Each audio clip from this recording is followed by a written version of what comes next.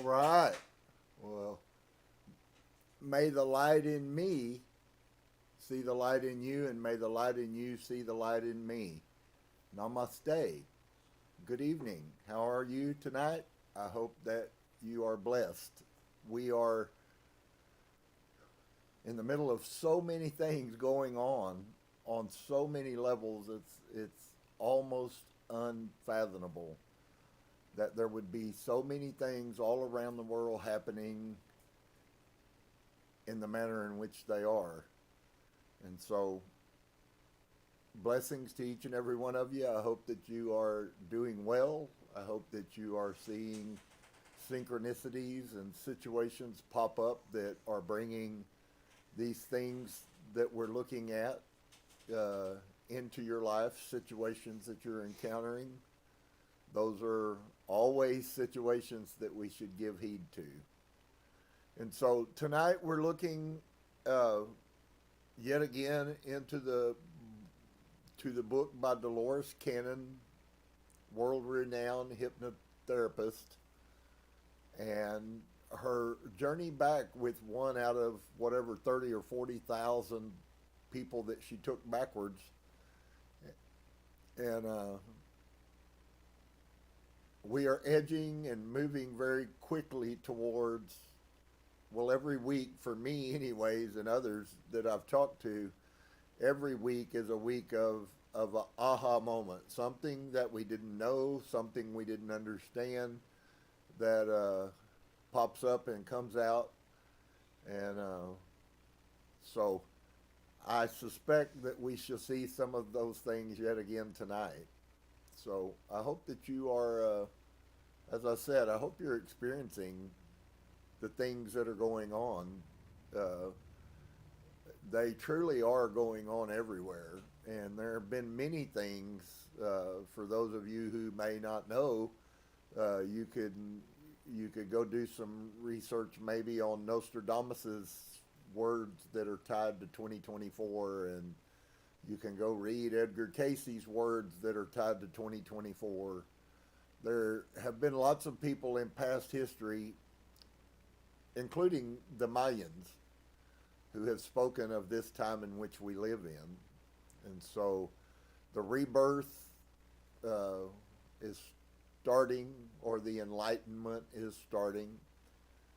And so I hope that you'll grab a hold and take whatever pieces that you can get from these pictures, for those of you who may inevitably end up going and taking a look at what maybe was in your past. It's quite amazing when you begin to understand that you bring things from your past lives into this life. And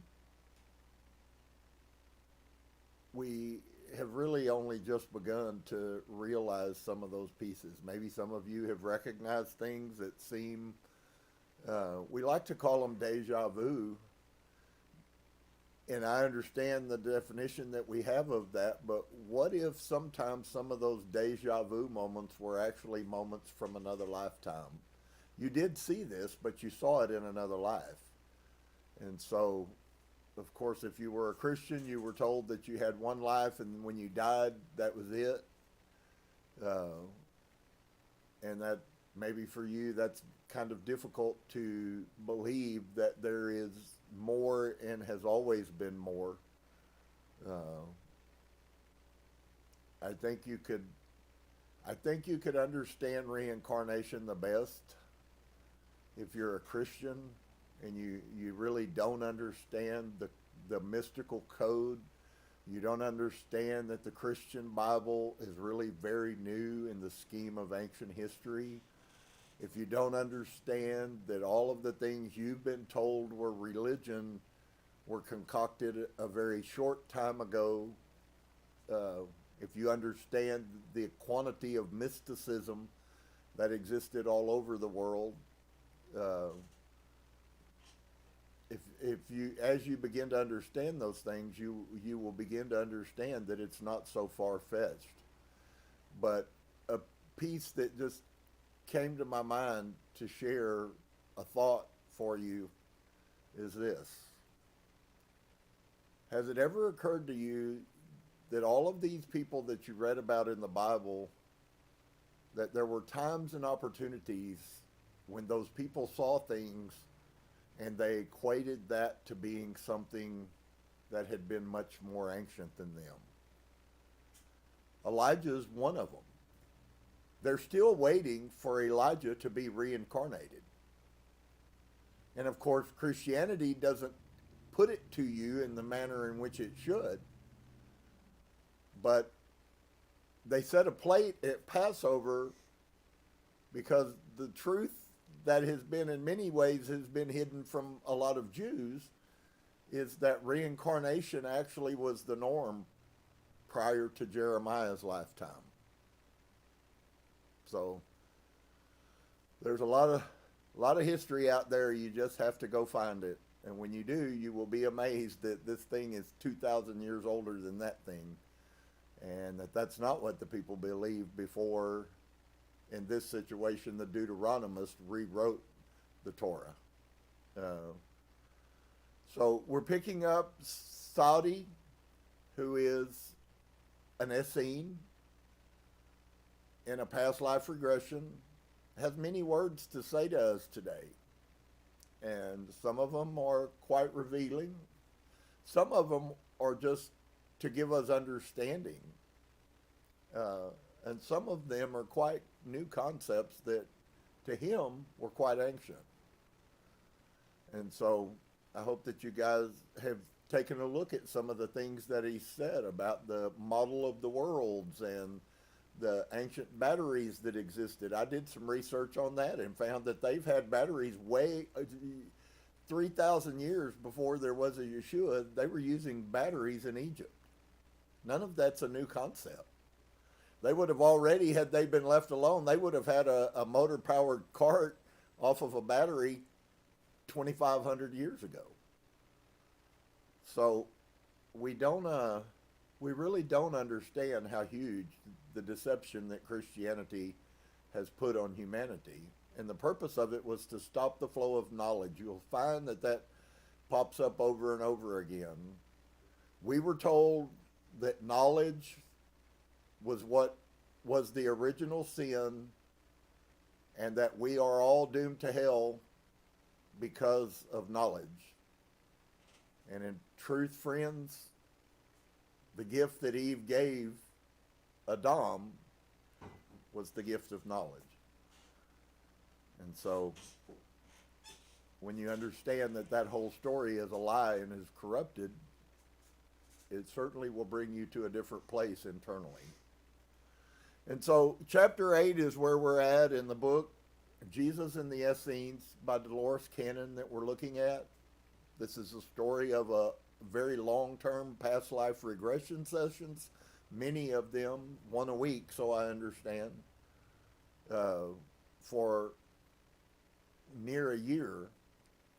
And it's amazing how congruent. It's as if a person really did live and was telling a story at different ages in their life. And for most of us, that's probably a little difficult to understand if you've never been exposed to it. But if you will listen, you will learn. There is some amazing things that are going to come out, and we're not even to that part that is really going to get powerful.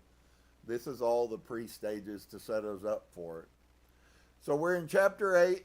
The title of the chapter is The 12 Commandments. That may catch your attention. So during this session, Dolores is speaking to Saudi when he was 12 years old. And she writes, I assumed he had not been studying for long, but he disagreed, saying it seemed like forever. And so Saudi responds, he says, I know not of others, but in where we live, we started about 6 or 7, and there are those of us here who are of Hebrew descent, and there are those of us who are Syrian, and there are those who are Egyptian. There are many here, and we are all different people, but we are all of one thought and one belief. We are who believe in God, Abba, and are gathering here to bring forth light into the world where there is nothing but darkness. And so simply to hear that statement should prick your mind, because those words are exactly the words that are being used today. What is going on? An awakening is going on. What happened to these people as they were awakening? They were exposing the lies of the norm, and because of that, they were pretty much wiped out by the Roman army. And so she writes, note the similarity between this statement and the saying that Jesus was the light of the world. And so Dolores asked him, I heard people say that the Essenes are a religious group. And his response is this: we are a religious group in that we believe in God. But to say our way is a religion is something different. Because that seems to be so inhibiting. It is not the same. There is so much more, because we are practicing and keeping knowledge alive and helping to bring knowledge and light to the world. You hear this statement made 1,000 times a day, every single day. Just because you don't hear it doesn't mean, maybe you're not interested in hearing the truth that is going on all over this world. But it is nonetheless going on all over this world, and exactly the same words that this guy is saying about a time 3,000 years ago. Quite shocking if you understand, if you have that revelation. And so while I spoke with him, he was copying down parts of the Torah. And I thought the only reason they would have for copying a scroll would be if the scroll was in bad shape and deteriorating.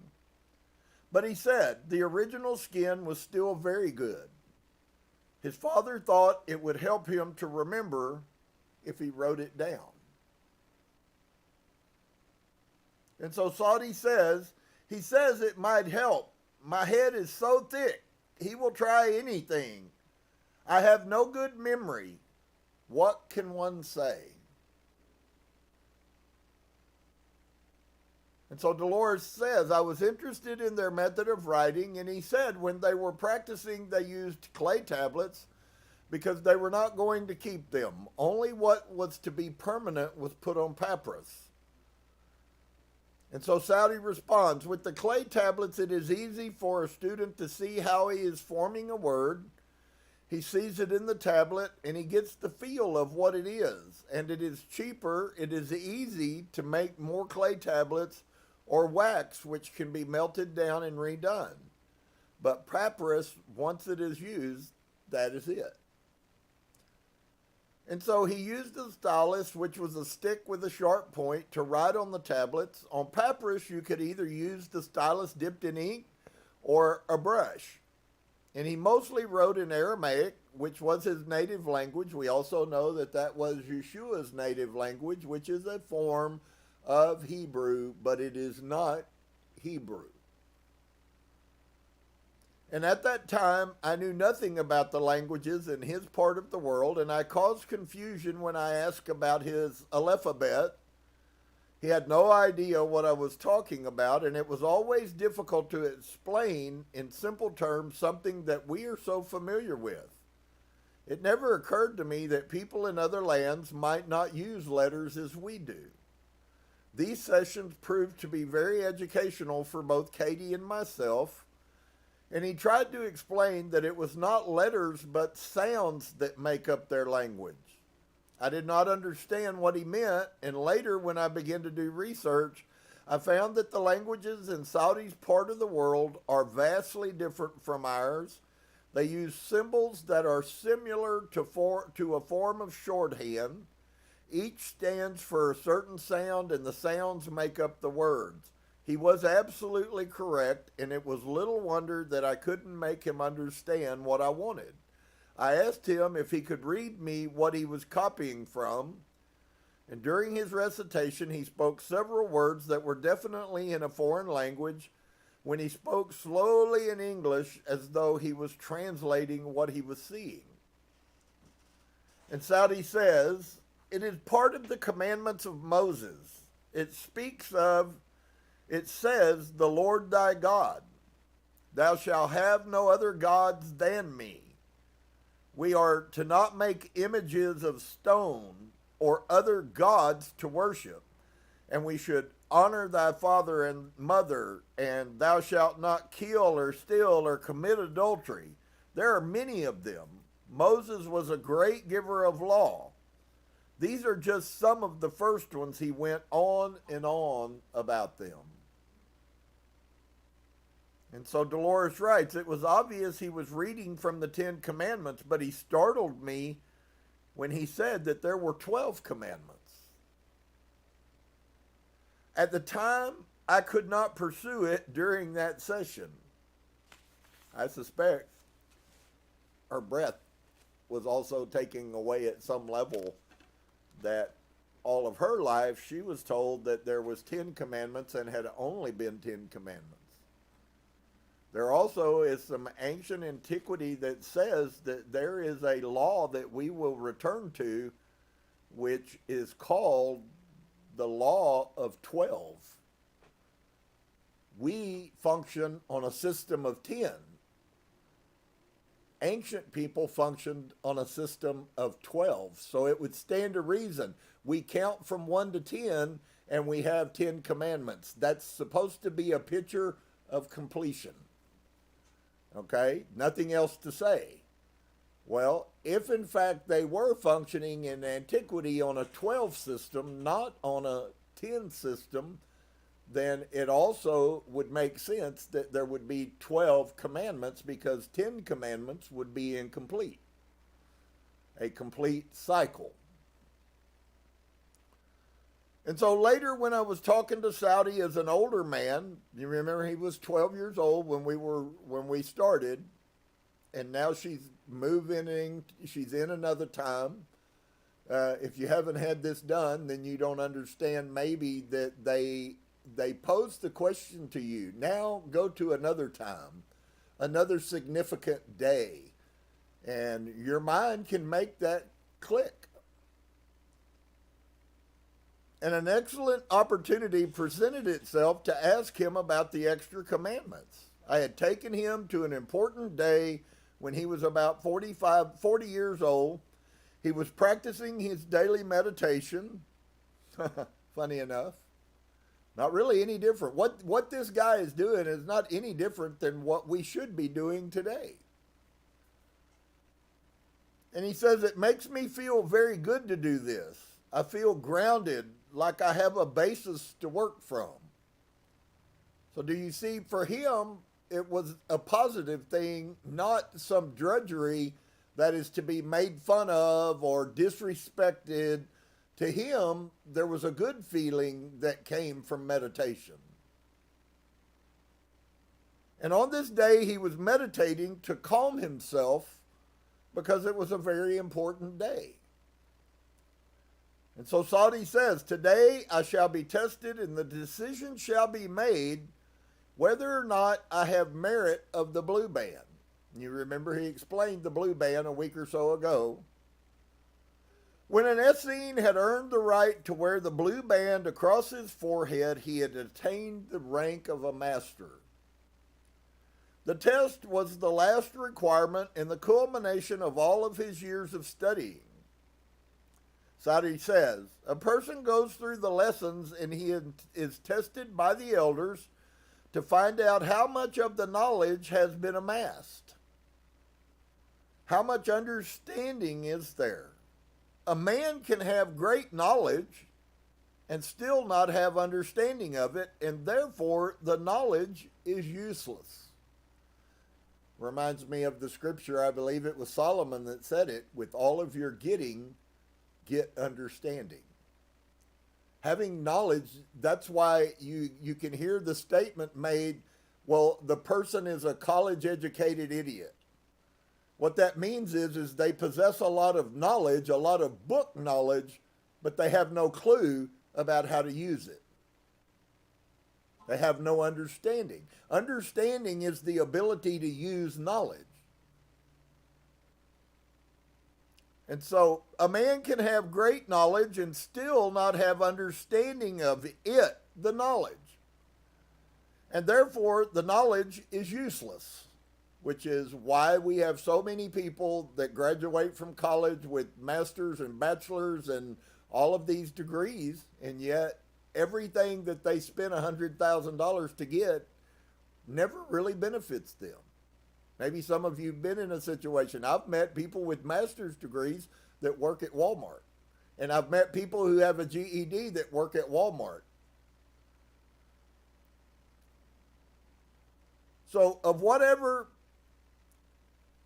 they are studying, be it law or be it the study of the stars or anything else, you must have understanding in order to be a master.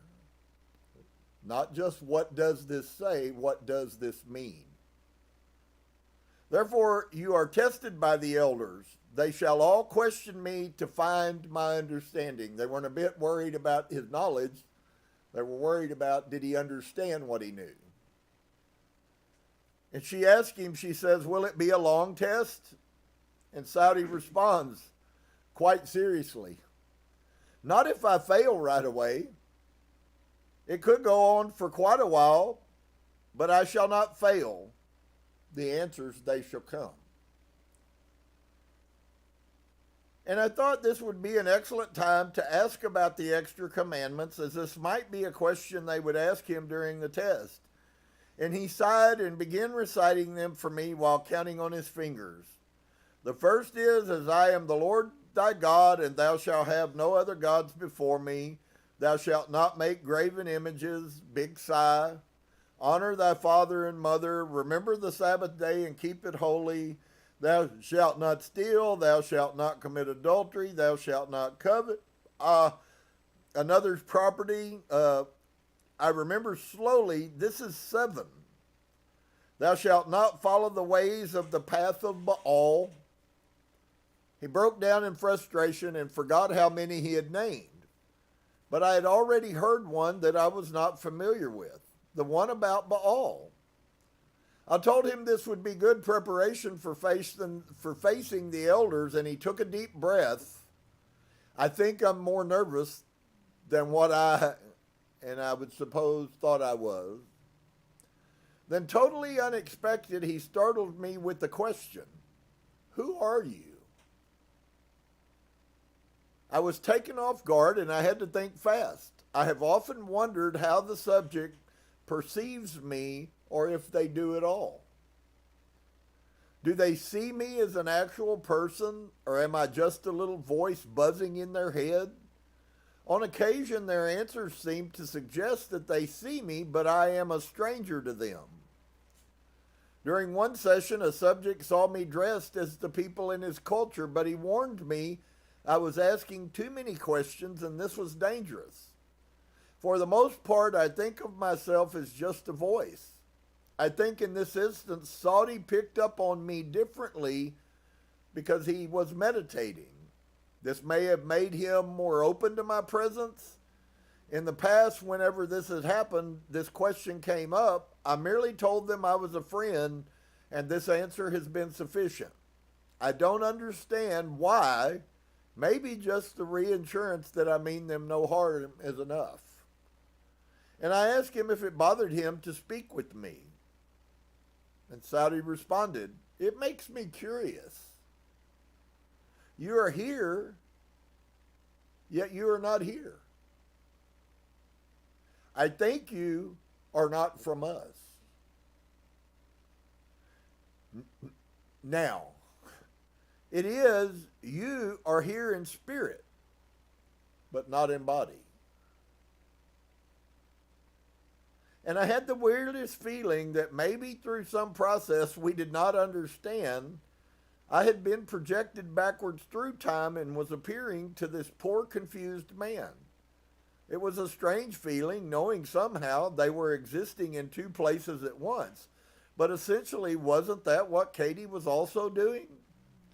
I must be careful not to disturb or upset him, so I tried to calm any apprehensions he might have so we could continue. And so Dolores asked him, "Does it disturb you?" And Saudi responds, "A little. Are you, my master?" Dolores says, "Oh, I don't think I'm that high. No, I'm more like a guardian. I'm very interested in your life and what you are doing. Would that be acceptable? I mean no harm at all." Saudi responds suspiciously, "You mean no harm? I feel a warmth about you, but some people who are very knowledgeable can project many things." Dolores says, "I am interested in your welfare. That's why I ask many questions, because I'm interested in the time and in the place in which you live. I thirst for knowledge. Yes, I feel very great curiosity in you. I see an image, but it is as if you're not here. Was it like a dream image? I feel no harm in speaking to those who do not inhabit the body, but not all of them are benevolent." And if you had been with us in the meditation and stuff, there are many of the guided meditations we do where you actually must set intent. And if you're a good person looking for the right things, you will set the intent for the most benevolent outcome. In other words, I am looking for good. I'm not here looking for bad. There are many people in the spirit realm, we call them things like witches and warlocks, but they are typically malevolent people who are looking for an easy way to accomplish power over other people. And it goes on all the time. There are psychic attacks that go on. There are people that are attacking you. You don't even know they're attacking you. Maybe they have envy. I used to watch this after the fact. I watched it in work, and I watch it in situations. When somebody is envious of you, they will look at you and squint their eyes with envy, and they cast spells at you by the thoughts that they have. Most of you have no clue that what I'm saying is even the truth. People in my own family, I've watched them do this. Because we're ignorant of the spirit world, we don't understand that our thoughts are powerful. If you want to hurt someone, all you have to do is think that hurt on them.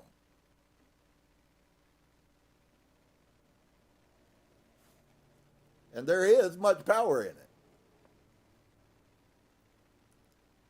And so he recognizes that she's a spirit force, and he feels like she's benevolent, but in things that are spiritual that go bump in the night, if you would, you have to be very careful. If you have paid any attention and looked at any mediums very quickly will run from a spirit that does not feel benevolent to them. They don't want nothing to do with it. Why? Because malevolent forces are just as real as benevolent forces are.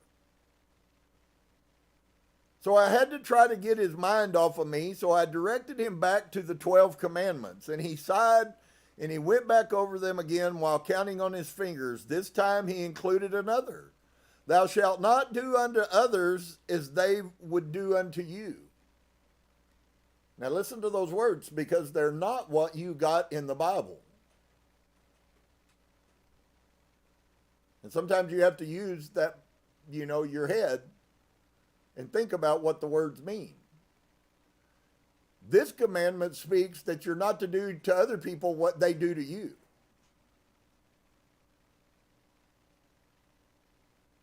This is the golden rule and is not normally included with the 10 commandments. I ask about that one. It has to do with having memory of if you treat others as you would wish to be treated, for this is what you shall carry forward with you. And she asked the question, and of course the answer is obvious to anybody who has any understanding that that's exactly what he's talking about. He's not ignorant of other lives. For this is what you shall carry forward with you. I told you on Saturday because I believe there are a lot of people out there who have no clue that things that you have done in your other lives are affecting your life today. That's not new news. That's really quite old news. But people who have been shrouded in Christianity are totally blind most of the time to truth outside of whatever religious sect you happen to be a part of. And even those vary. So it has to do with having memory of if you treat others as you would wish to be treated, for this is what you shall carry forward with you. Was it relating to karma? It makes sense, but we never placed it with the other ones. Wouldn't that be quite shocking to you if the 12 commandments were all metaphysical statements? How not? I have heard that the one of the worshiping not only the graven image, but the one of Baal, that it was tried to be struck at the time of Moses because of the calf. But I have not heard that anyone would try to take this. Do unto others. I have not heard of this. This would be very strong. That it wasn't just a clichéic statement. And it ends up in the Bible, but it doesn't end up in the Bible as part of the commandments. And so I agreed it was a good law and belonged with the others. He certainly wouldn't have changed his mind. During another session, I reminded him about the test, and I asked if he had passed, and he was indignant. Do I not wear the blue band? Of course, I got my master's. How could you not pass the test and not become a master? So when you hear the term, or you hear someone who has knowledge and understanding speak of Master Isa, the problem for most people is they view that term because it has been as some godlike person who has somehow ascended, and it's not that at all. Yeshua was not a God man any more than any human was a God man. He was a master, just as you'll find out in time his instructor, Saudi, was a master.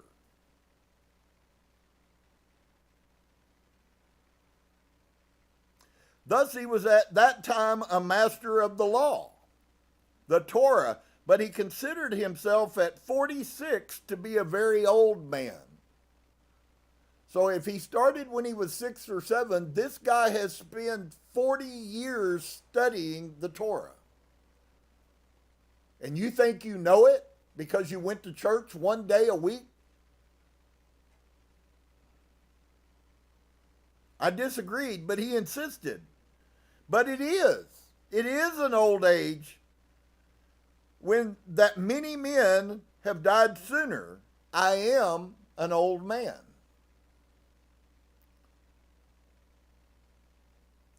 If a man in his 40s was considered old in that time period, this made me suspect that Jesus was not a young man when he was crucified. In his 30s, he would have been at least middle-aged. Considered middle-aged.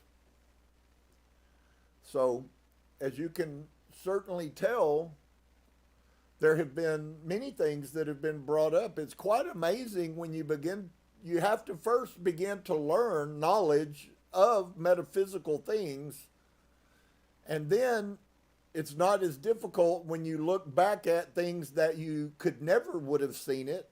You believe totally what you were told by your religion, only to find out that they're chock full of metaphysical, and your religious leaders who taught you, your supposed masters, knew absolutely nothing about history. And so with our time, I want to move on to chapter 9, which has to do two things now. This is a 3,000-year-old conversation. We've looked at 12 commandments, and we found meditation. When I told you a few months ago that when Yeshua went up in the mountains to pray, he didn't go up there and just fall on his hands and knees and put his hands like this and pray, "Oh God, please." I would say the truth is that he never said a word.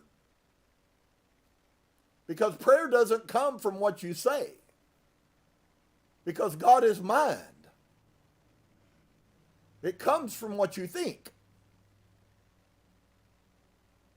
Which is why you must learn to calm your mind, because you can't think clearly.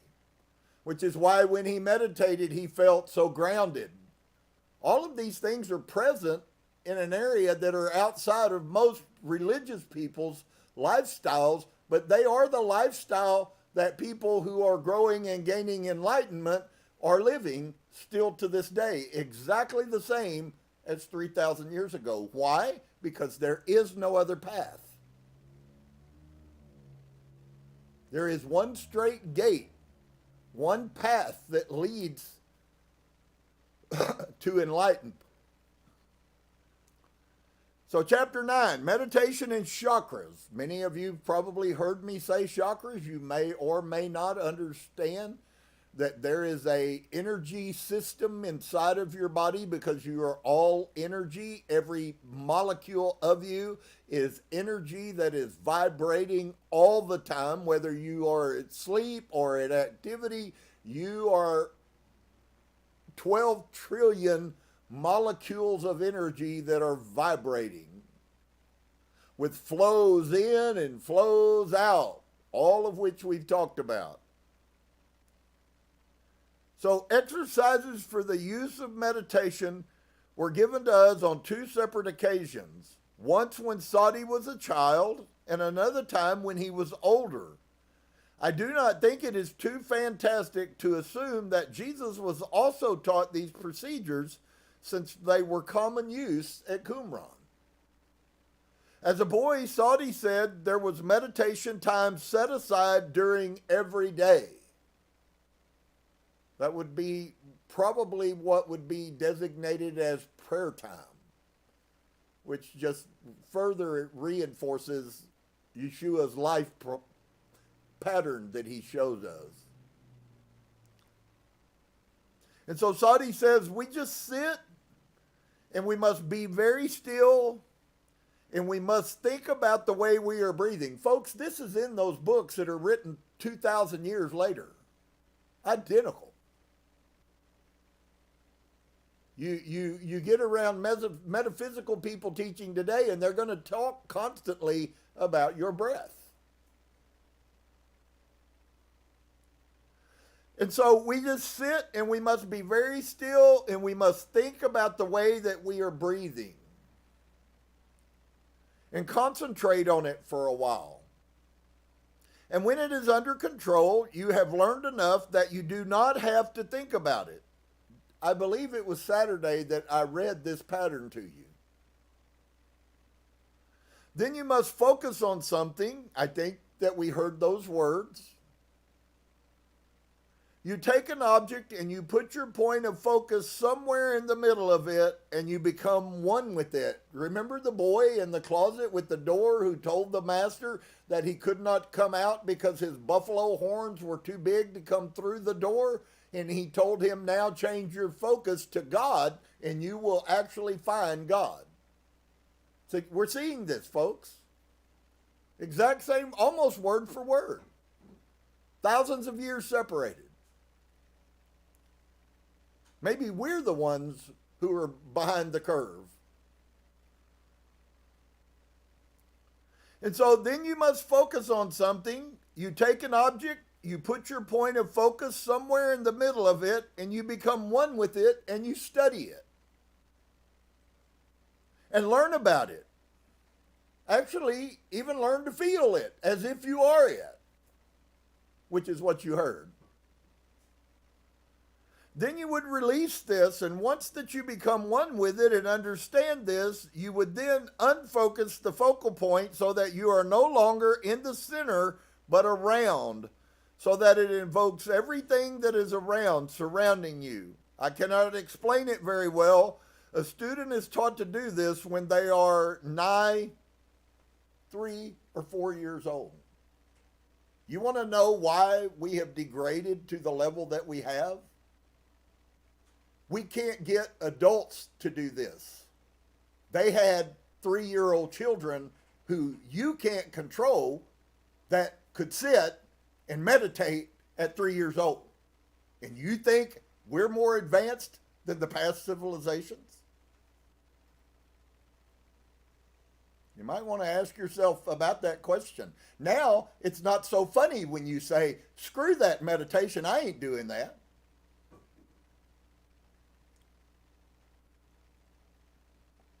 What if it is true that the ability of you to learn to control your mind is actually going to determine your karma and your next life?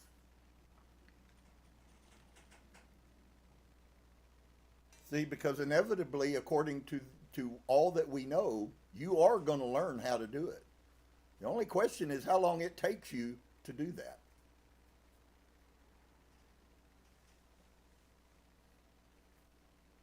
Wow, pretty crazy. So thus the training of the mind began at a very young age in Qumran. Once during a session when Saudi was an older man, he mentioned that King Herod, apparently the first King Herod, would soon die. He seemed to have received this information through psychic means, and I wondered if others in the community had these gifts. Saudi was surprised by my question. I would say that you probably will find that they all functioned in a higher psychic level than what we do. All the things that we thought were, ooh, that's supernatural, Jesus is a God man, everybody was doing.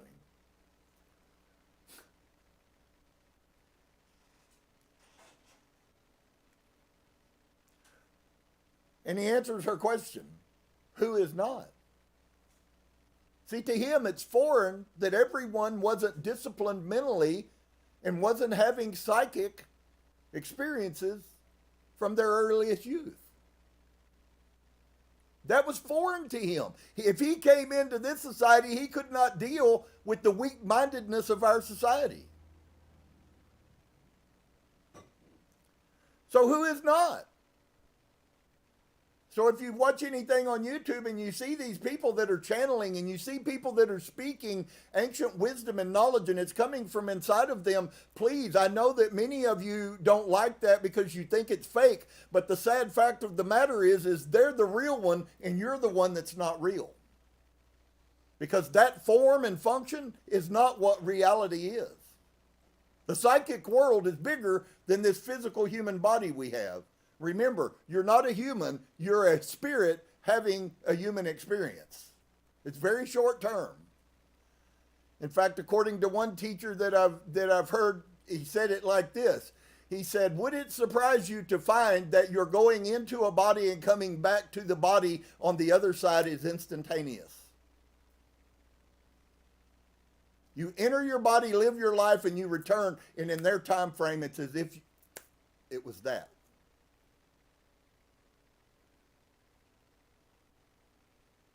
Everyone has this that I know. Wow. So for you guys who may not understand, when I say that this is happening all over the world, friends, this is a picture of what enlightened people look like.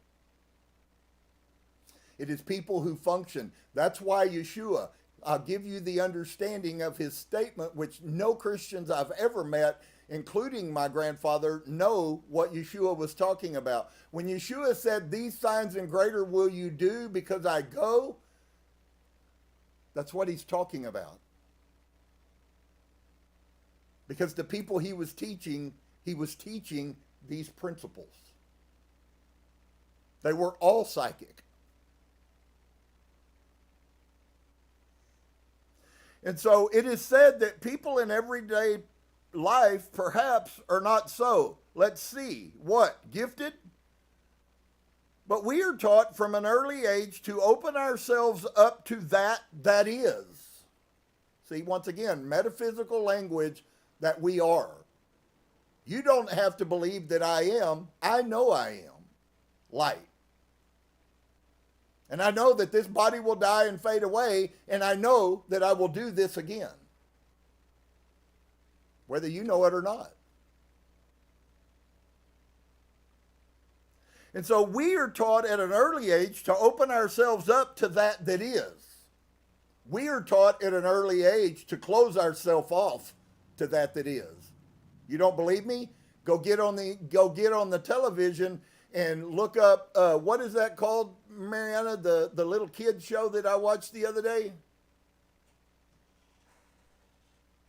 The Spirit Kids. Oh, I don't remember the name of it. Okay, she can't remember the name either. But there is a show where they take spiritually gifted kids, and these kids have been seeing spirits since they can remember.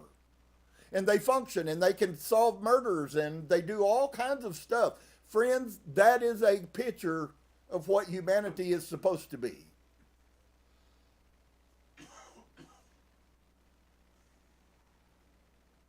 That's what Yeshua was talking about. Everyone should be functioning in this. And you go to Christian church and somebody speaks in tongues if you're in a Pentecostal church and somehow that person's spiritual. That's how far we are from reality. There's nothing spiritual about that.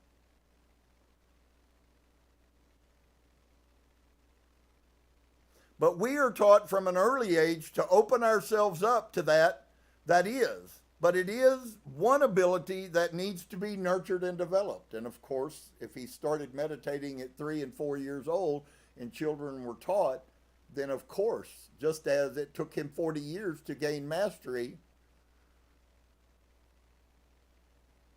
is it surprising that Yeshua would be 12 years old speaking great? Did he have that knowledge inside of him? That knowledge didn't come from inside of him in the context that we look at it. It did come inside of him, but it was channeled from the other side of the veil.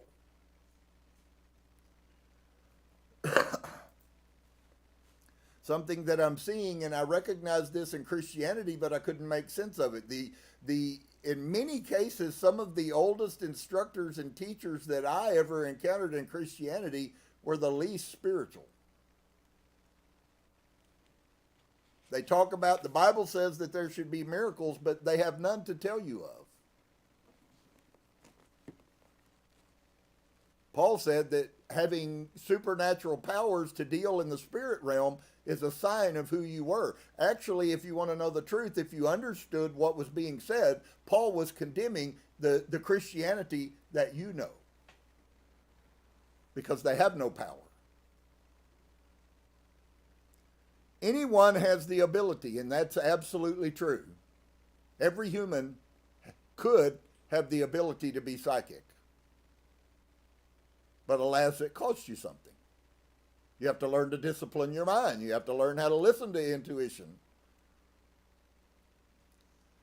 Anyone has the ability, but when you reach the age 13, and you have never used this, and you have closed it off, you start to lose the ability to breach the gap. And that's exactly what every one of these children that are gifted that were on this TV series, all of these children are from like 12 to 17 years old. Scared to death to use and their moms and dads have no idea about how to help them. I don't know that we can really understand what amazing world and what amazing lives we would all live if everyone actually was living at this standard, this level.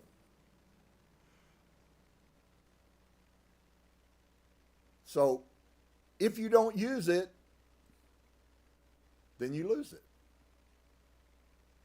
And if you're scared to death because you're going to be counted as an outcast, which is what every one of these children that I watched said, is that they felt weird and nobody wanted them around because they were weird. Well, that's a good motivating factor, and especially in our society, to not want to use the gifts that have been given to you. Because often you have been in the society of others who are head blind. Man, this is like reading New Age today. Who cannot hear you, who cannot understand what you are speaking. Remember I told you that Source said that there are people that can hear me, but most can't? There it is again. Many people are starting to think that none of this is real. They're already thinking about going back to the slave system.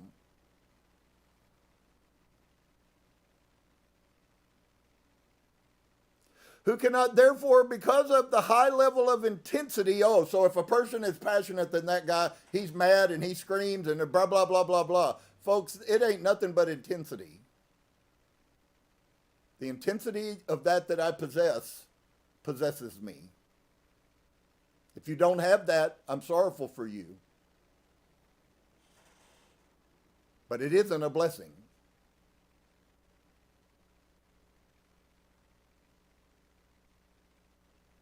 So they cannot hear you, who cannot understand what that you're speaking. Was he here last week when Source was speaking to me? And therefore, because of the high level of intensity, you have locked them out. And when you spend all of your life blocking out, it is very difficult to then come back in. And so for some of you who are having no results, there's your reason of why. Because you have closed the gate off. Now you have a mental thought that you should have this, but you don't have the spiritual acumen to assess it. That's why some have great pictures and others have nothing at all. It's not that we couldn't all have it. So it becomes an issue based on you. It is very difficult to open back up. For those of you who are struggling, dear one, Source loves you. Source has supernatural things that would come into you. It's not that you're a failure. This is what we have all been bred into. Some have differing callings and will be able to access. Source picks people for specific purposes. But everyone, if they will prove that their heart and mind are real, everyone can in time learn to access the spirit realm. For some, it will be 40 years. For others, it will be 4 days. And that's dependent on who you are inside. That's why when you hear spirit guides tell you, keep looking further, it means you've got a longer ways to go before you find what you're looking for. It's not a detriment. You're not a failure. It's not you did something wrong. It's encouragement that it is there, but your journey to get to that point is longer than maybe somebody else's is. And maybe shorter than somebody else's. That's why you notice that there are many people who in their 60s and 70s, poof, suddenly something turns on and they've never channeled in their whole life, and all of a sudden they begin to speak words from the other side. Why? Why did it take 60 years for that to happen? Because that was their journey. For whatever the different reasons, many are mental.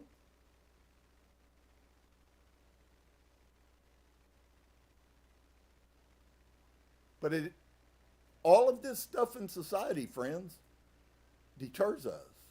That's why I tell people when you see young people, don't, just because you're 60 years old and you can't function in this, don't you dare put that on a kid.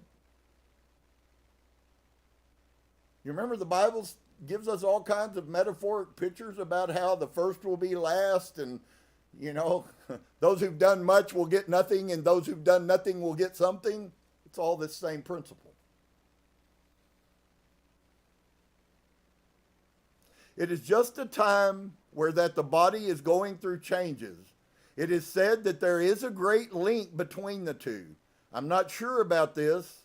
I do not study into this, but this is what I have heard, that when the onset of manhood or woman is, it is also where everything opens up in perhaps greater ways than it ever has before if you let it.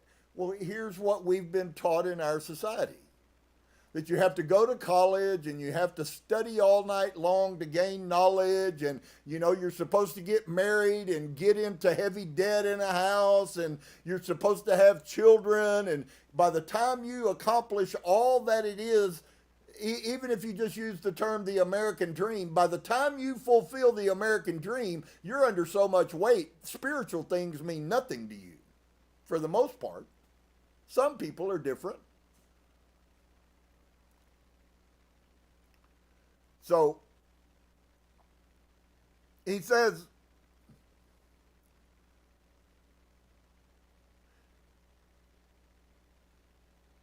he states, it sounded as if it were connected with puberty. Dolores says, then you should have this other ability developed before that age. It's Saudi responds, for us. How does this work? How it might work is that if you get in a position of authority, a position of power, let's say you have grandchildren that are 20 years old and have no psychic ability. Just because of that doesn't mean you couldn't sow seed into your great-grandchildren if you get an opportunity to speak into their lives. So yes, you might have missed the one.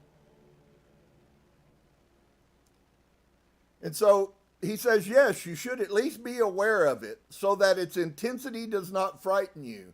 And almost across the board, every one of these children, once they were taught, it's so crazy, once they were taught how to deal with their powers, all of a sudden they lost the fear. But they lived their life on the verge of wanting to commit suicide because of the intensity of the experience of seeing spiritual things. And it does not cause you to close it off. There are many different concentration exercises that may be used. The easiest one is to take anything that you are focusing on and use it as a focus. You would set it in front of you and gaze at it and become one with it. And so that you are focusing, you narrow your attention down to this one point. And when it all becomes focus, then you just release it. And he made gestures as though letting something go or throwing it away. All, once again, in our modern society, it would all be called New Age. Every bit of this. This is all New Age.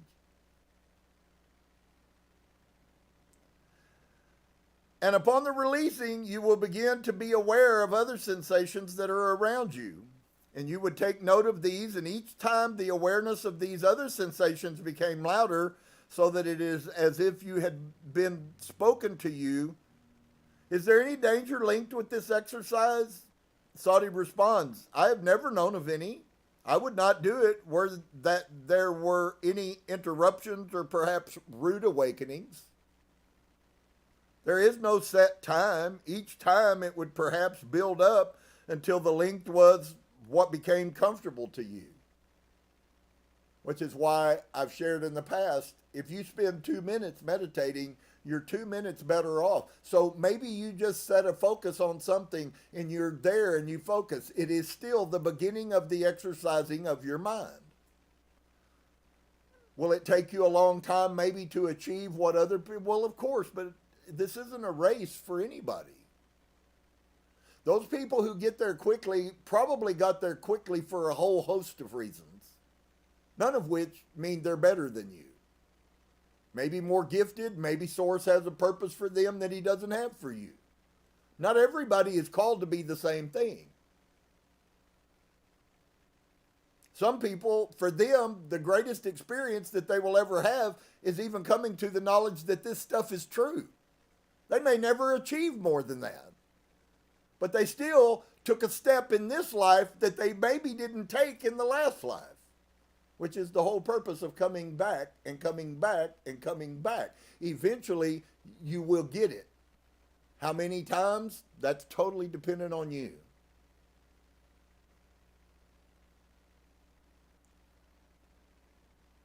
So he didn't have any knowledge whatsoever of negative situations coming from this. It's one of the things I was taught in Christianity, it was all about God and devils. Everything was the devil, and we had to walk around scared to death. The devil, like a roaring lion, seeks whom he may devour. Well, when you understand that the devil is your dark shadow, you can read that like this.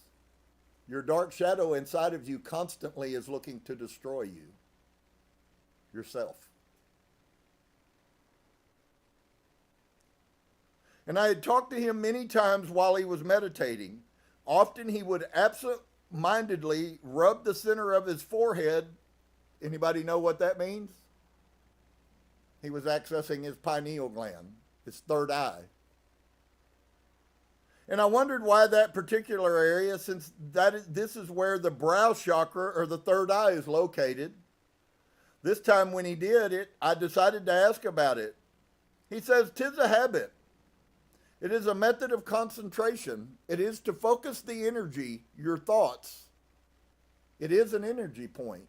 And just so you know, this guy 3,000 years ago understood more about chakras than people, and there's thousands of books written about chakras, that we all have energy spots inside of us. 7 of them, but actually there are over 100. 117 or something. But the main chakras, there are 7 chakras. And they're energy points, wheels inside of you right now that are turning or that are blocked up and are not really producing any energy to benefit you.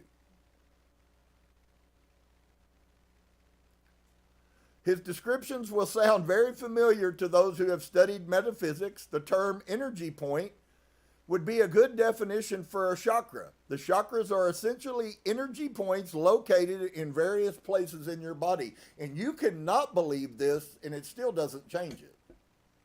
It is all humans. We have meridian lines that run through our body that connect those chakras. You don't have to believe that. It's still true. We have energy that runs through those meridian lines that goes back and forth and to and fro from our chakras, and that's called chi, and you don't have to believe that either, but it's still true. So there are the I don't believers, and then there are the people who desire to find out about chakras, and they go through the things like Reiki to try to clear their plugged up chakras so that they can learn enlightenment. And so the chakras are essentially energy points located in various places in the body. They can be mentally and psychically stimulated to help control the health of the body, to promote psychic abilities and awareness. According to modern teachings, they are located in 7 parts of the body. I guess I should have read for you. If you've never had your crown chakra open up, friends, it's one of the most intense feelings you will ever feel in your life. I told y'all just a few weeks ago that I woke up 3 times during a night. And it was as if the top of my head opened up and there was a funnel between me and source. Absolutely amazing. So your crown chakra is on the top of your head where the energy of the body is supposed to enter. When you open your crown chakra, when it opens, when it activates for you, there is exactly what I just said. It's as if there is a cord or a stream of power that connects you in source, spirit. And then you have your brow or your third eye located in the middle of your forehead. It's right here. If you want to learn how to access it, there's much stuff. It absolutely is. A third eye can get calcified. It can get plugged up so your third eye isn't working. It has to do a lot with your ability to have intuition. People who are very unintuitive are probably unintuitive because their third eye is closed shut. Yeshua used the third eye constantly. And then you have your throat chakra located in the front of your neck right here. about where your thyroid is. And then you have your heart chakra, which is right here. Crystals also are mated with these chakras, and crystals, when you are meditating, if you put crystals in these chakra places, specific crystals, it actually increases the power, the psychic ability. And then you have your solar plexus, which is the middle of your abdomen, and your spleen or your sacral, and then your root, which has to do with your base root, which is your sexual organ area. So the energy is supposed to enter through the crown chakra, energize each of the chakras in turn as it passes through your body, and finally the excess is released through the feet, which is why so many people over recorded history constantly walked barefooted on the earth.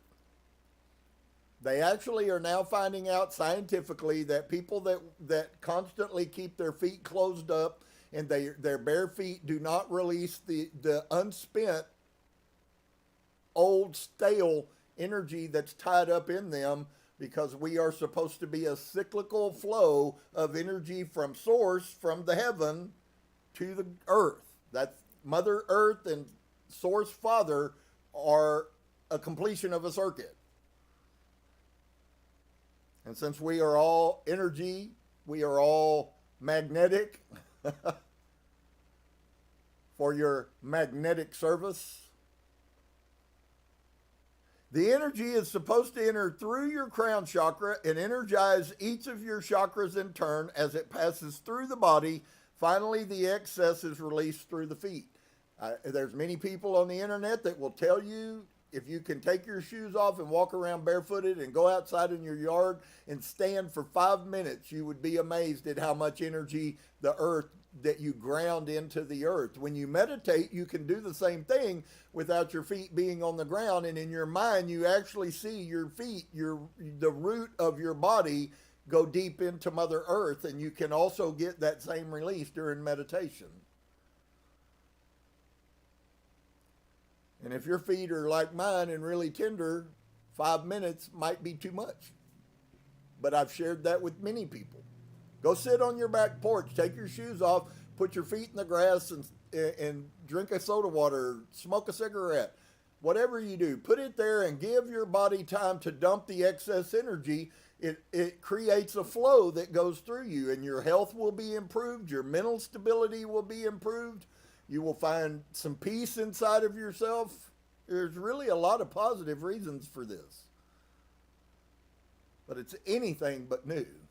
It's just new to us. And so the energy goes through your crown and through you back into the ground. And since he called them energy points instead of chakras, I used his terminology. He said by rubbing that point during meditation, it was helping to stimulate it. I was always taught that you should sit very still while meditating. And so there's a piece that all of us could take an advantage from. Saudi says, there are different forms of meditation. All meditation basically is concentration. Whether you are concentrating on a point that is here, and he pointed to his forehead, or whether you are concentrating on a point that is outside of you, yourself, all meditation is a focusing of all of your thoughts and energies upon that one point. Friend, that just revealed to you a piece some of you have no knowledge of till this point. You've always thought that you were supposed to try to sit and be totally still and totally quiet, and you were to have no thoughts. And actually, what you learn to do is to control your thoughts. It's a mental exercise. And I asked if there were any other energy points in the body, and he pointed in turn to the different conventional chakra locations. Except he had one more than the normal 7. He indicated that there are 2 in the upper chest area, 1 on each side. He also indicated 1 at each knee, and I asked about the extra 1 in the chest area. And I have learned this from other people in the spirit realm. This is the first time I've heard somebody write about the second heart chakra. But there are 2 heart chakras. One is at the heart, and there is another energy point there. It is not open in all people. It is one that has been, for a good deal, lost. I have a ruby that's about this big that I place on my heart chakra, because everything comes from the heart. And so sometimes it is to the side. It depends upon the person. This is how mine is. There is also one at the back of the head, at the base, and he pointed to the back of the head where it is connected with the spine. When people have Kundalini awakenings, the Kundalini awakening is the chakra that comes up your spine from the base out your head. To a great extent, it is dangerous to stimulate it. It can cause many problems, but it is there nonetheless. It is important to keep that one unstimulated. Most people would not be able to handle the stimulation. It is too powerful a force. I know of only one person with it open and stimulated, and he is a great mental builder. In their time, that would be in the way they're using it. In the time we live now, you can find thousands of people who have had Kundalini awakenings. Go put it into YouTube, and it'll pull up more videos than you can ever watch. And that's exactly what he's referring to, is the Kundalini. It is too powerful a force. In his time, he only knew one person that had had a Kundalini awakening.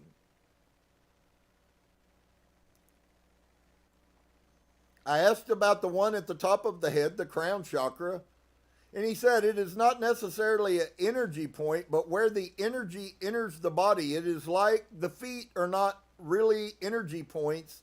They are where it leaves also. So there is a flow, there is an exit. That's why I see it. I could almost draw you a picture, and it's almost like a funnel opens up on the top of your head, and it is a receiver from heavenly. And I wondered if any of the energy appointments, if the energy points were more important than the others. They all have equal importance. It depends on which you want to stimulate, what you decide to do with your life. If you wish for knowledge, the one here, the forehead, the third eye, would be a good one to stimulate. The one in the throat would be for different health problems, also to do with energy levels and balances. Makes sense, doesn't it? A throat chakra has to do with those people that also speak. I have kyanite, which is also a very powerful stone for speakers, and I rub it on my throat chakra before every service so that I might speak the truth. Sometimes it gets quite scary to speak the truth to people. And the one over the heart is for pure energy that radiates throughout our body, and the other one in the chest area has to do with your other self's energy and other knowing. How do I explain this? It has to do with the energies in which you control the being able to know things that are unknown to others, i.e., we would probably call that intuition. Through just knowing, it is to do with mental communication. In most people, it was closed forever. So when you hear people who say, God told me, there's a reason why they said that. It sounded as if it has a lot to do with psychic and intuitive ability, since it was the one that the majority of the people have lost the ability to use. Was this the one that was open in the time of Kalu? Chapter 15. He pointed to the solar plexus area. This one has to do with the wholeness of self. It is important for balance again. It has to do with the connection between your higher self and your body. For those of you who may not quite understand, there is a you that is the true you that exists inside of you. It is the spirit you. It is not your mind. In fact, you must engage and meet your higher self. That's where all of the power and all of the answers and all of the knowledge and wisdom that you will possess will come through your higher self. It is the spirit being, if you would. Many people are talking on these subjects today. It has a great deal to do with this connection and the keeping it together in oneness. He pointed to the two in the abdomen area, the spleen and the root chakra. They are to do with the manhood or womanhood, depending upon the person. So one would be stronger in one. If in a woman you would have a stronger male center, you would have emotional problems. Likewise, if you have a stronger female center in a man, you would have great problems with identifying yourself as who you were and things of this matter. So can I just say something that I've seen in just what I just read to you? All of this trouble with the gender that is going on, I believe now, even more than I ever did, that he just diagnosed most of that. It is a chakra problem. Could this be an allusion to homosexuality? If these chakras were not operating in the manner they operate in most people, I ask about the method of stimulation of the other chakras. There are different methods of stimulation that work upon different areas. Some of them you would just utilize the inner focus, surrounding it with light, and feel the energy from outside drawing you into you. This is probably the easiest way of doing this. There are more complicated methods, but they take years of study. You draw the energy through the top of your head directly to that part. When you begin to feel the tingling of it, some of you that have meditated have experienced this, and he is just telling you how this whole system works, which is absolutely mind-boggling. You draw the energy through the top of the head directly to that part, and when you begin to feel the tingling of it, you know that the energy is there. You would direct it out and then channel it for a while and close it off on both ends by releasing it through the feet. Is there any harm in keeping it going and not releasing it? Overstimulation, yes. There could be great harm if the person is not emotionally or physically capable of handling the energy. You can generate too much through the lack of caution. You must channel it into other areas. Can you pass the energy on to another person? Oh yes, this is often used for healing. Does anybody see it? These things and greater will you do. This is right here, what I'm reading to you is all that Yeshua did, and it is all that Yeshua was talking about.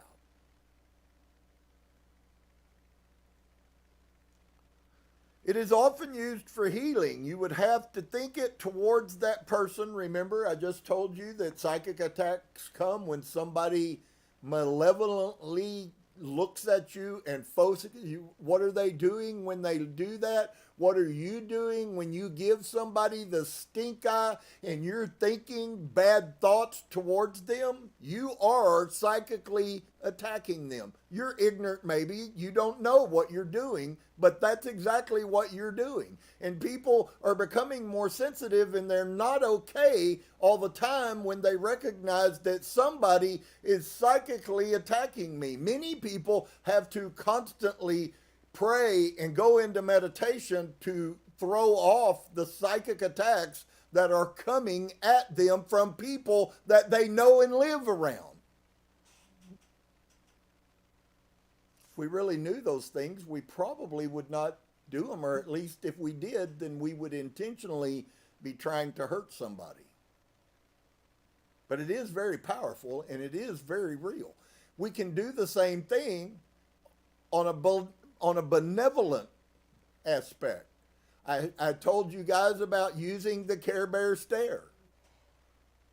While that's a funny name that was made it popular in our environment, the reality of what those people are teaching through a cartoon is this very principle. When you think good thoughts towards somebody and you cast those out of your mind, they have spirit power and they do work. Why did Yeshua say that person will be healed without him ever going there? What was he doing? He was psychically casting spirit power towards that person and it brought about healing. Are you starting to understand the Bible better, maybe? Because if you're not, you should be. It's totally metaphysical.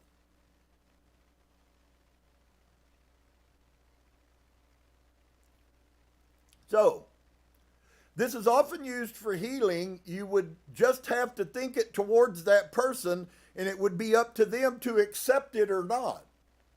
But that's not our responsibility. Sometimes I'll feel a calling to me to send love to this person. And we will, even in times of prayer around here, we will hold hands together and we will all think on that person and send love. We have accomplished our part.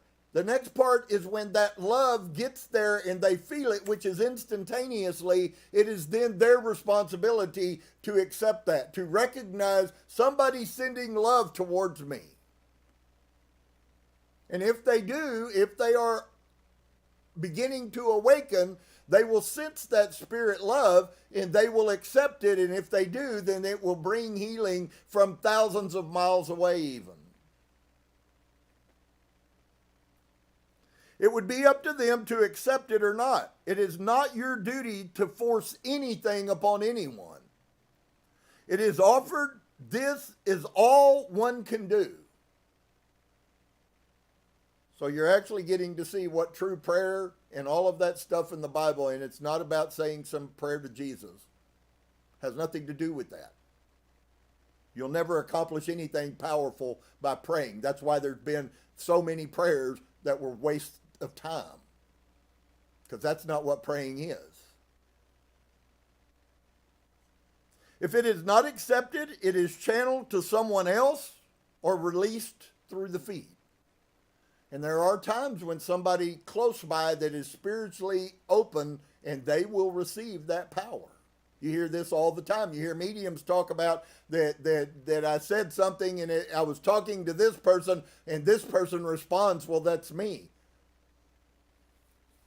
Because he was picking up the spirit, and spirit is not always, hey, that person's talking to you, but you know that it is that. And so if it is not accepted, it is channeled to someone else or released through the feet. It has to go somewhere. You said it was dangerous to keep generating. How could this affect the body? If you were not releasing it, you could cause yourself to make your heart to stop or many other things to cease to function. It is not a game. It is not a toy. This is real, true, spiritual stuff, friends. Then is it dangerous when you teach children to do it? No, because a child is more open to the feelings. If it starts to feel like it is too much, the child is willing to pass it on. Actually, most elders should listen to the children more than the children listen to the elders. And more receptive to this. The control is easier to learn as a child. I think now, Dolores, I can understand these energy points better. My teacher didn't explain it as well as you did. In our community, sometimes people take certain things such as strong drink or certain plant substances into their bodies to make them act differently. Do you have such things happening where you live? And Saudi responds, you are speaking perhaps when a person drinks too much wine? Those of our community do not indulge in excess. It is not said that they do not drink, for it is very acceptable to drink wine. But anything in excess is bad. It robs one of will to do this. You are replacing your own will with that of another thing or of someone else because you are then easily controlled. It changes the flow of the blood and the breathing also alters. So the more or less oxygen is allowed depending on what is taken and what would be causing differing results. This causes a lot of what you are calling personality change. They would do things in these states that they would never do in their normal in control position. Does it enhance your ability to hear God if you get together in a group and you go inside a building like a temple or a synagogue?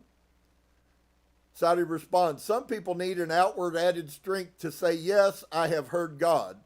If you have faith and you believe, it is as easy to draw upon it alone, sometimes easier than with a group in sharing.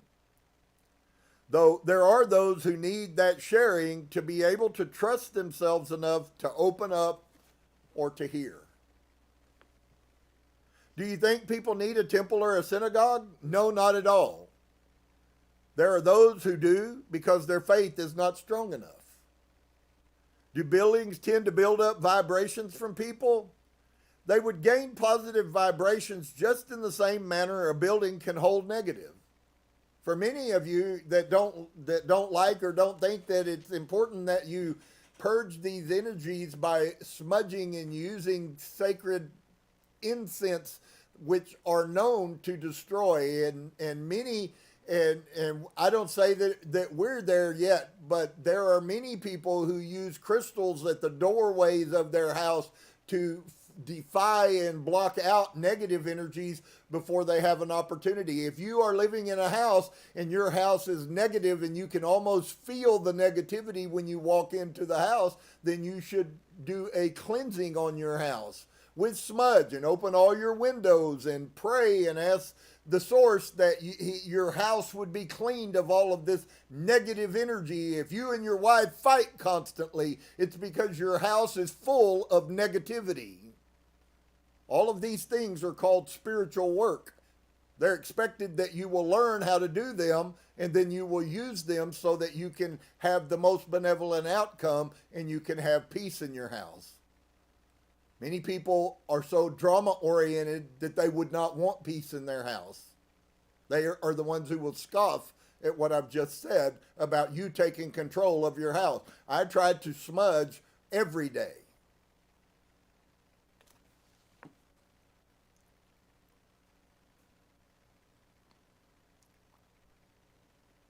Wow. Do buildings tend to build up vibrations from people? So one thing we could ask ourselves is, where do these things come from? Is your house bad? Or is it the people that come into your house that bring either negative or positive energies? I often can sense it, and it's instantaneous, and it is very heavy. It can just be one person who has an attitude can sour a whole house.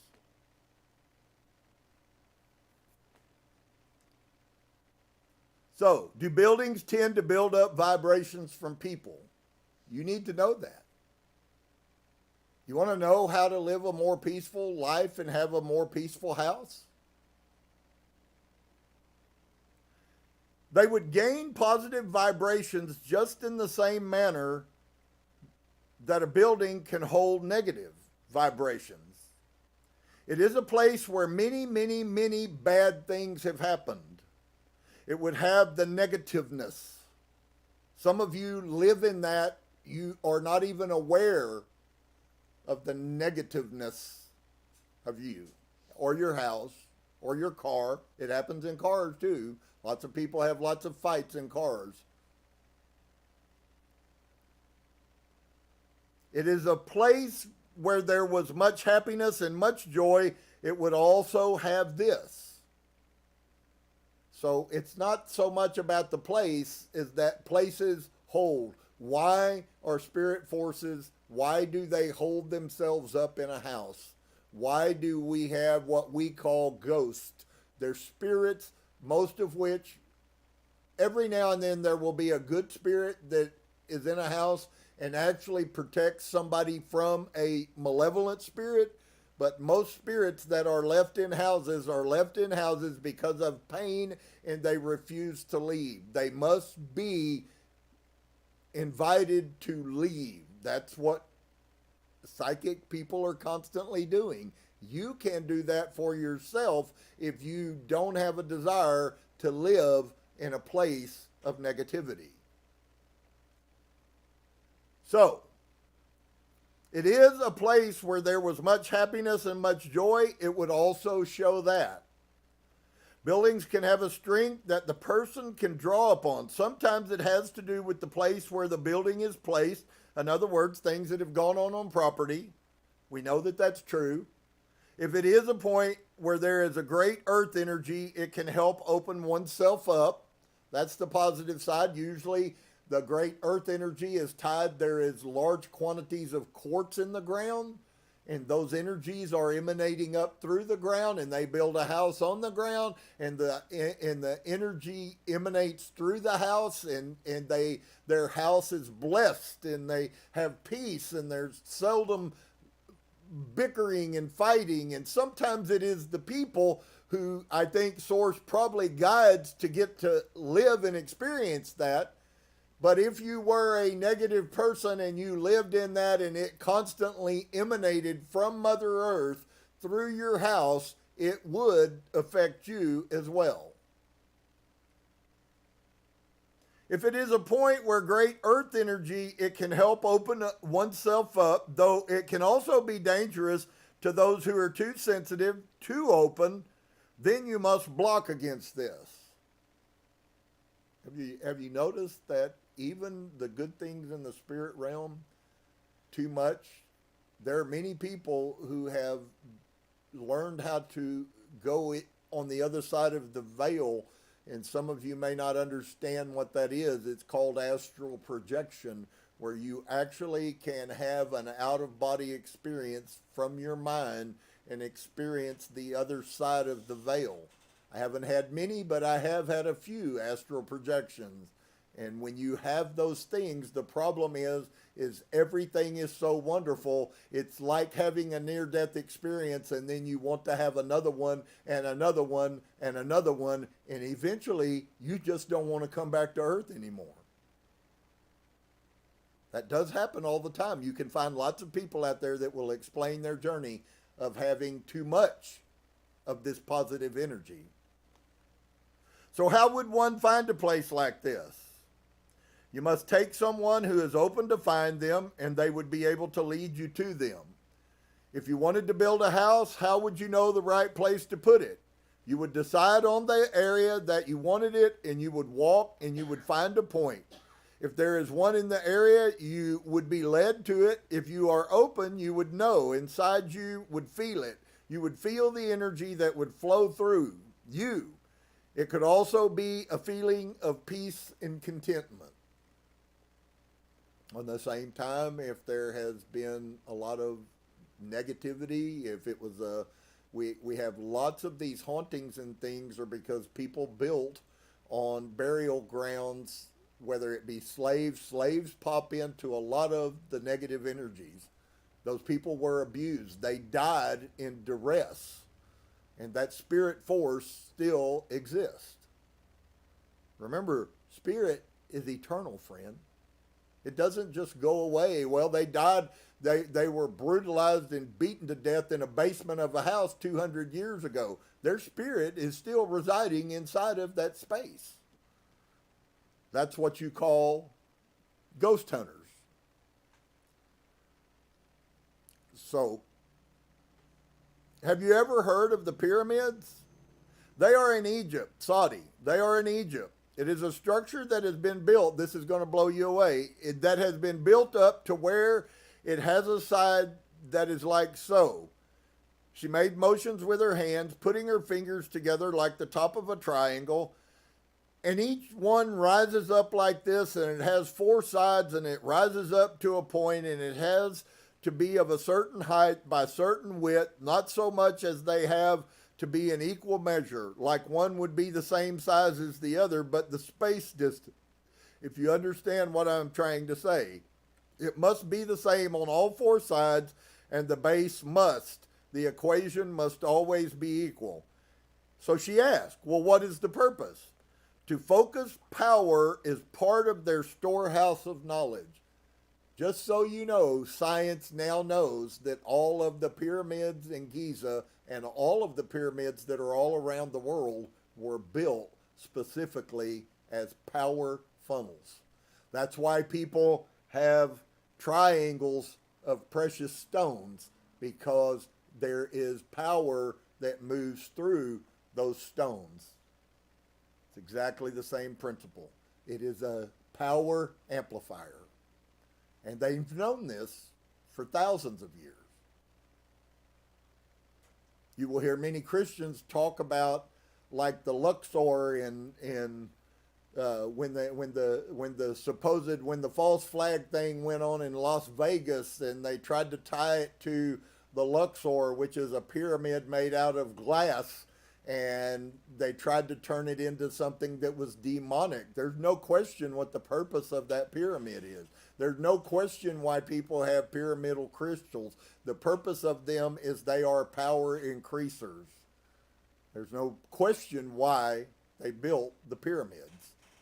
They were part of an energy grid that existed 5,000, 6,000, 10,000 years ago. Those people knew how to harness energy.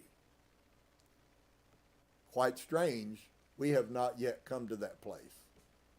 But I suspect as mankind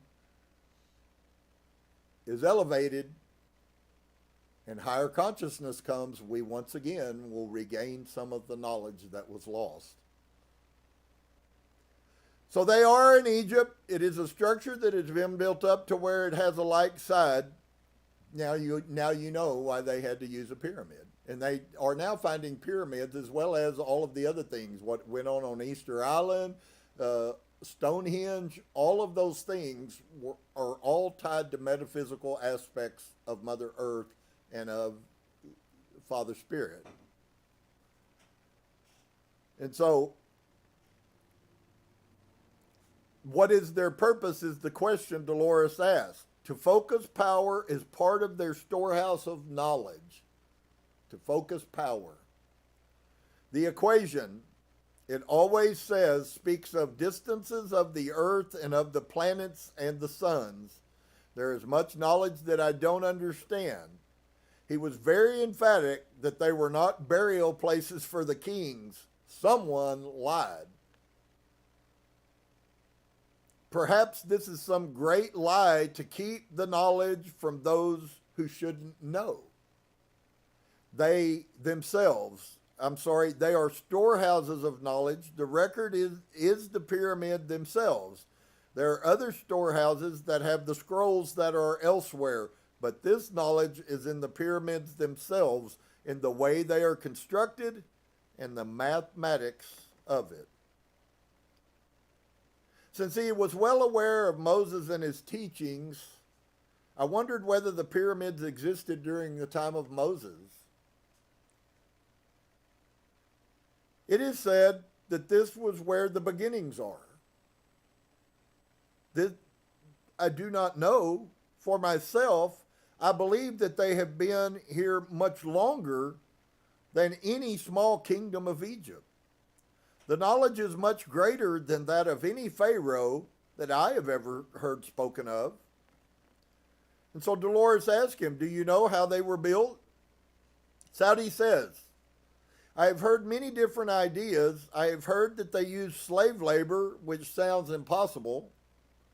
You could not feed the people that it would take to build in this area. I have heard that they were built on the site, that the forms were placed in the dirt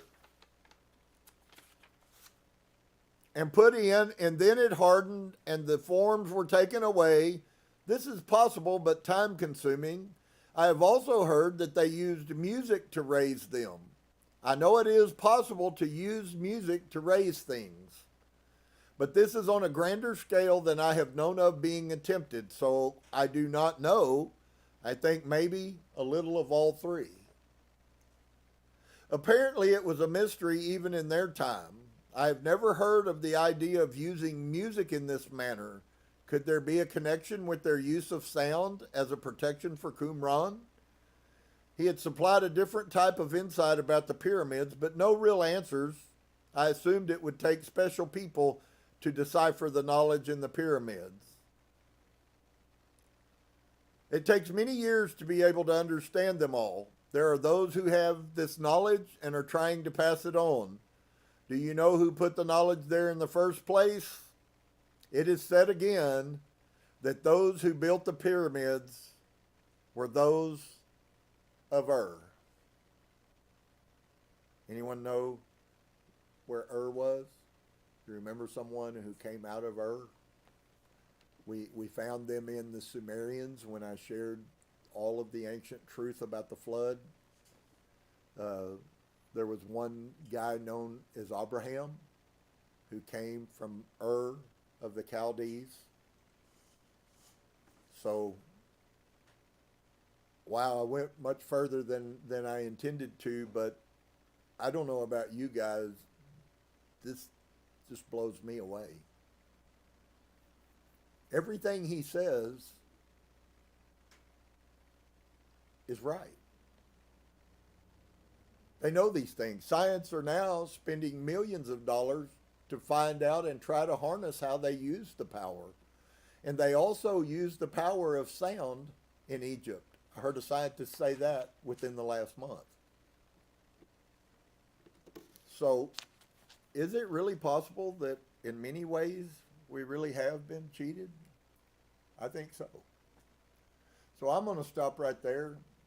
I apologize. I did not intend to go a half an hour longer, but I hope that you were blessed nonetheless. Amazing stuff, man. Absolutely amazing stuff. If you ever have one, you will recognize how real. It will change your intensity because you will know how real it really is. So, peace to each and every one of you. There's many things going on. Not all of them are going to be good. I will tell you that. You can find many of the things that have been spoken that are coming. There's much destruction and destitution coming, friends. It's going to be on a biblical proportion, but it's not going to be what you thought it was going to be. So, why is it important that we learn about the spiritual realm? Because we're all spiritual. Peace to each and every one of you. I hope you have an amazing week. I hope your mind will begin to tick and you will continue to think on these things. And certainly there's lots of questions that we could ask ourselves, and of course I always hope that you do. So may the light in me see the light in you, and may the light in you see the light in me. Namaste.